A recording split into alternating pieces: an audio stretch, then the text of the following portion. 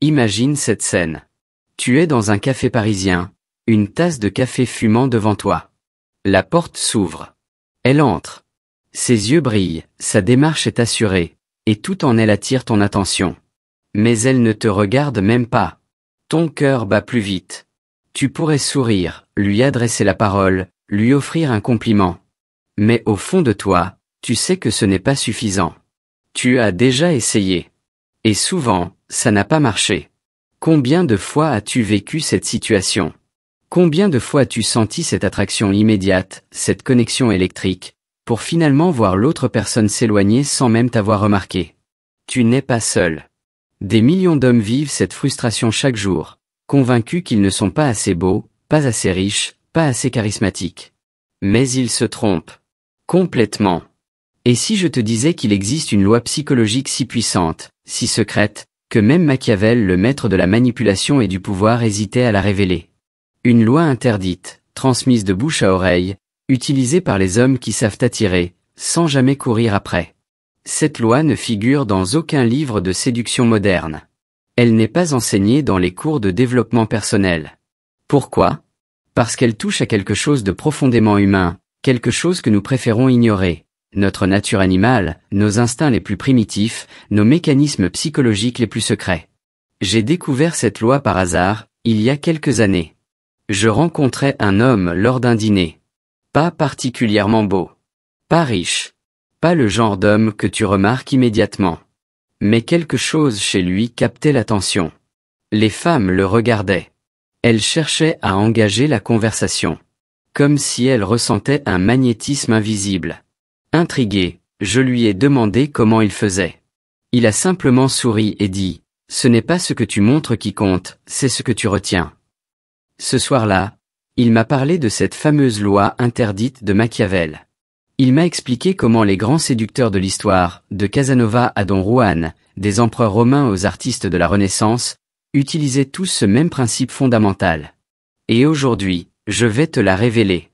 Mais attention, utilisée sans conscience, elle peut créer une dépendance émotionnelle si forte qu'elle en devient dangereuse. Machiavel disait, « Les hommes jugent plus avec leurs yeux qu'avec leur raison. » Mais il savait aussi que l'excès de transparence tue l'intérêt. Dans un monde où tout le monde raconte sa vie sur les réseaux sociaux, le mystère est devenu une denrée rare et précieuse.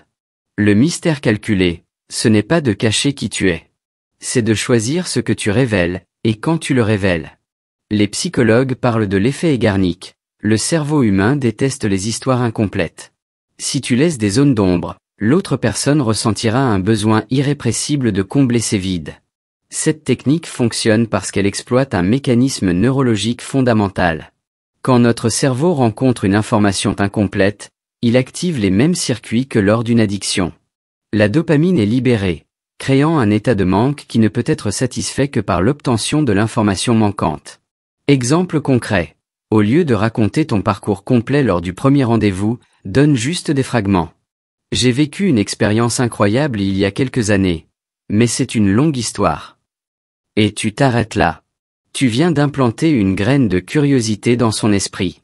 Cette graine va germer, grandir, devenir une obsession douce qui la poussera à vouloir te revoir. Mais le mystère ne se limite pas aux paroles.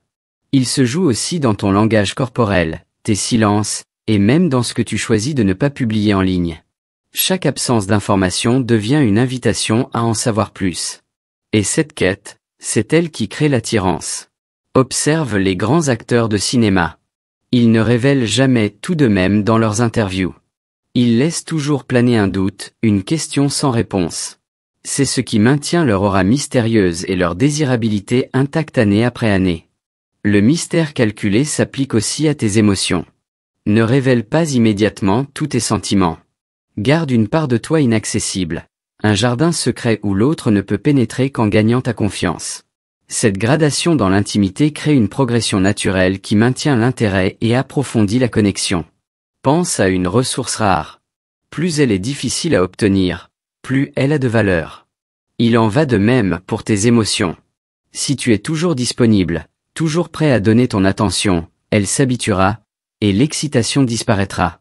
Machiavel l'avait compris, l'absence, utilisée intelligemment, renforce le désir. Les moments de silence ou de distance ne sont pas un manque d'intérêt, mais une stratégie pour amplifier la connexion. C'est un principe que comprennent instinctivement tous les grands marques de luxe. Elles créent la rareté pour augmenter la désirabilité. La science nous explique pourquoi cela fonctionne si bien.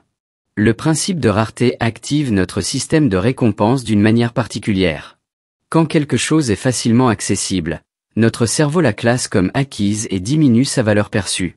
Mais quand cette même chose devient rare ou difficile d'accès, notre système de récompense s'active intensément. Imagine, vous échangez des messages, tout va bien. Puis tu t'arrêtes, volontairement, pendant un certain temps. Pas pour la punir, mais pour créer un manque. Lorsqu'elle revient vers toi, l'intensité de la conversation est décuplée. Elle a eu le temps de se demander où tu étais, ce que tu faisais, pourquoi tu ne répondais pas. C'est exactement comme un parfum rare. Tu ne le portes pas tous les jours. Mais quand tu le mets, il devient inoubliable. Cette rareté émotionnelle force l'autre à apprécier davantage chaque moment avec toi. La rareté ne concerne pas seulement ta disponibilité temporelle. Elle s'applique aussi à tes émotions positives, tes compliments, ton approbation. Quand tu distribues ton admiration avec parcimonie, chaque expression de satisfaction devient précieuse.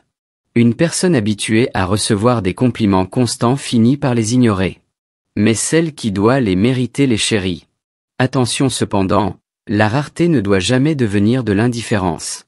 Il s'agit de doser, pas de couper complètement. Tu dois maintenir un équilibre délicat entre présence et absence, entre chaleur et distance. Trop de rareté tue la connexion, pas assez la banalise. L'art réside dans le timing. Savoir quand se montrer disponible et quand créer de l'espace. Quand offrir ton attention pleine et quand la retenir stratégiquement. C'est cette danse subtile entre proximité et distance qui maintient la tension émotionnelle nécessaire à l'attraction. La plupart des gens connaissent l'effet miroir, imiter subtilement les gestes ou les attitudes de l'autre pour créer une connexion. Mais Machiavel, lui, utilisait une version plus subtile et plus puissante, l'effet miroir inversé. L'idée n'est pas de copier l'autre, mais de refléter ses désirs profonds, parfois inconscients. Si elle valorise l'aventure, tu mets en avant les expériences uniques que tu as vécues. Si elle cherche la stabilité, tu incarnes la sécurité et la fiabilité. Tu deviens le reflet de ses aspirations les plus secrètes. Cette technique s'enracine dans la psychologie des archétypes. Carl Jung expliquait que nous sommes tous attirés par certains types de personnalités qui correspondent à nos besoins psychologiques profonds. L'effet miroir inversé consiste à identifier ces archétypes et à les incarner subtilement. Ce n'est pas un mensonge, c'est une sélection stratégique de ce que tu montres. Nous avons tous de multiples facettes. L'art consiste à mettre en lumière celle qui résonne le plus avec les désirs de l'autre. Tu deviens, aux yeux de l'autre, l'incarnation de ce qu'elle recherche, sans qu'elle s'en rende compte consciemment. Psychologiquement, cela crée un lien extrêmement fort. Car l'être humain est naturellement attiré par ceux qui semblent déjà comprendre ses besoins les plus profonds. C'est comme si tu possédais une clé secrète qui ouvre les portes de son cœur. Mais comment identifier ces désirs cachés? L'observation est cruciale. Écoute non seulement ce qu'elle dit, mais aussi ce qu'elle ne dit pas. Observe ses réactions, ses enthousiasmes, ses frustrations. Les indices sont partout, dans ses choix vestimentaires, ses préférences musicales, les sujets qui l'animent le plus. Par exemple, si elle parle souvent de voyage mais semble frustrée par sa routine, elle cherche probablement l'évasion et l'aventure. Si elle évoque fréquemment sa famille ou ses amis proches, elle valorise les liens durables et la stabilité émotionnelle.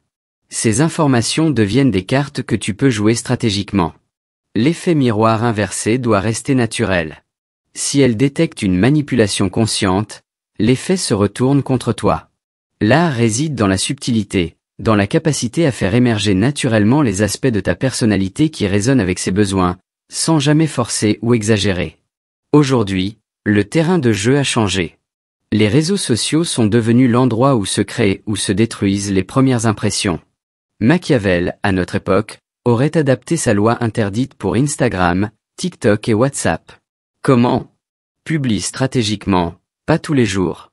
Chaque post devient alors un événement, pas une habitude. Montre des éléments intrigants, mais jamais l'histoire complète. Une photo de toi dans un lieu magnifique, mais sans révéler où ni pourquoi tu y étais. Un livre ouvert sur une page soulignée, mais sans expliquer le contexte. Interagis de façon sélective. Un like après 48 heures, un commentaire qui pose une question plutôt qu'une affirmation. Ces micro-actions nourrissent le mystère, la rareté et l'effet miroir, même à distance. Dans les conversations digitales, applique les mêmes principes. Ne réponds pas immédiatement à chaque message. Laisse parfois des points de suspension là où elle s'attend à une réponse complète. Utilise le pouvoir du timing. Un message envoyé au bon moment vaut mieux que 10 envoyés par réflexe.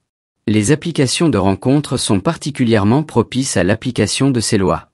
Ton profil ne doit pas tout révéler de toi, mais donner assez d'indices pour susciter la curiosité. Tes photos doivent raconter une histoire incomplète que l'autre aura envie de découvrir. Mais n'oublie pas, ce pouvoir doit être utilisé avec responsabilité. La séduction n'est pas un jeu de manipulation pour blesser l'autre. C'est un art subtil où l'on attire sans forcer, où l'on crée une connexion qui peut durer, ou disparaître, si on franchit la ligne. Ces techniques ne sont pas des garanties de succès, mais des outils pour maximiser ton potentiel de séduction naturelle. Elles fonctionnent mieux quand elles amplifient qui tu es vraiment, pas quand elles servent à créer un faux personnage. L'objectif final n'est pas de manipuler, mais de révéler le meilleur de toi-même de manière stratégique. De créer une attraction authentique basée sur la curiosité, le respect mutuel et la découverte progressive. Alors, la prochaine fois que tu croiseras cette fille qui te fascine, ne cherche pas à la convaincre. Crée le mystère. Offre-lui des fragments. Laisse-la te découvrir, pièce par pièce. Et tu verras, elle reviendra. Encore. Et encore. Car tu auras éveillé en elle quelque chose de plus fort que l'attraction, la fascination.